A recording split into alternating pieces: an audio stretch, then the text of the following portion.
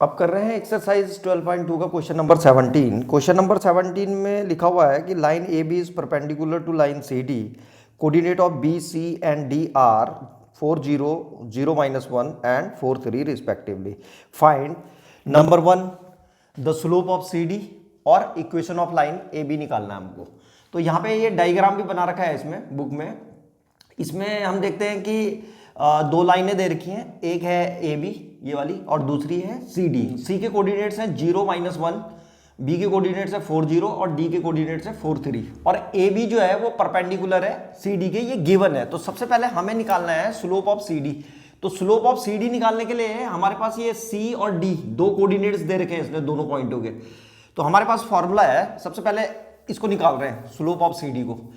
तो slope of C D को मान लो, स्लोप ऑफ सी डी जो है ये m1 है। तो m1 इज इक्वल टू, हमारे पास फॉर्मूला है एक, क्या होता है, m is equal to y2 minus y1 upon x2 minus x1। तो इससे निकाल देंगे इसको। तो यहाँ पे लिख रहा हूं मैं m1 इज इक्वल टू, ये यूज कर रहे हैं हम फॉर्मूला। इन दोनों में से इसको x1 y1 ले लेते हैं c वाले को, और d वाले को ले लेते हैं x2 y2, और इस फॉर्मूले में इनकी वैल्यू रख देते हैं। तो m1 is equal to y2 कितना है 3 और y1 कितना है -1। तो 3 माइनस 1, तो ये माइनस माइनस जो है प्लस हो जाएगा, तो यहाँ पे डायरेक्ट प्लस लिख रहा हूं, तो 3 + 1 हो गया ये, अपॉन x2 माइनस x1।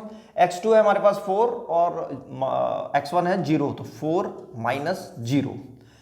तो m1 इज इक्वल टू आ गया है हमारे पास 4/4 और m1 इज इक्वल टू 1। तो इसका मतलब हमारे पास जो स्लोप ऑफ सी डी है लाइन, उसका जो स्लोप है वो 1 आ गया।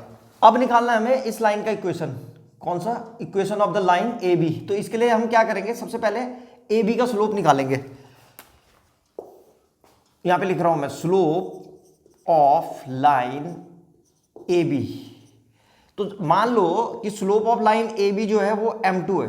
कितना है, m2। Let slope of the line, यहां पे लिख देता हूं, let slope of line A B is equal to m2, then m1 multiplied by m2 is equal to -1। देखो इसका जो स्लोप निकाला है अभी अभी हमने सी डी का स्लोप जो है m1 है, और इसका स्लोप m2 हो गया ए बी का, और ये दोनों एक दूसरे पे परपेंडिकुलर है। तो हमारे पास एक रिलेशन होता था, जो लाइनें अगर परपेंडिकुलर होती थी तो हमारे पास रिलेशन है कि उनके स्लोपों का जो मल्टीप्लीकेशन होता है वो -1 होता है। तो यहां से m2 निकल जाएगा, तो ये आएगा हमारे पास, m1 की वैल्यू रख रहे हैं, m1 कितना है 1 multiplied by m2 is equal to -1।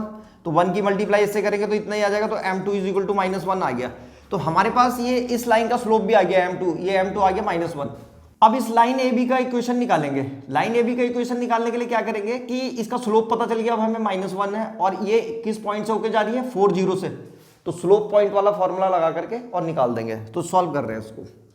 तो equation of line A B, equation of line A B, तो लाइन ए बी का इक्वेशन जो है इस वाले फॉर्मूले से निकालेंगे, y minus y1 is equal to m और x माइनस x1।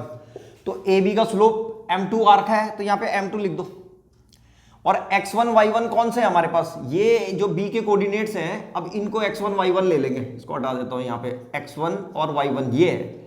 तो इस पे ये वैल्यूज इस फॉर्मूले पे रख रहे हैं। तो y माइनस y1 की जगह में आ जाएगा 0 इज इक्वल टू m2 की वैल्यू आ रही है -1, तो यहाँ पे -1 लिख देंगे, और x माइनस x1 है हमारे पास 4, तो यहाँ पे 4 लिख दो।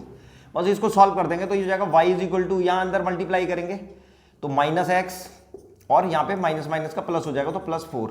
इसको भी इधर भेज दो तो x भी इधर आ जाएगा, तो आ जाएगा x plus y is equal to 4। तुम चाहो तो इस इक्वेशन को ऐसे भी लिख सकते हो, x plus y minus 4 is equal to 0। तो ये इक्वेशन आ गई है हमारे पास। ये उस लाइन का इक्वेशन है, किसका, ए बी का, जिसका स्लोप -1 है और जो है 4 0 से होकर के जा रही है। तो ये था क्वेश्चन नंबर 17।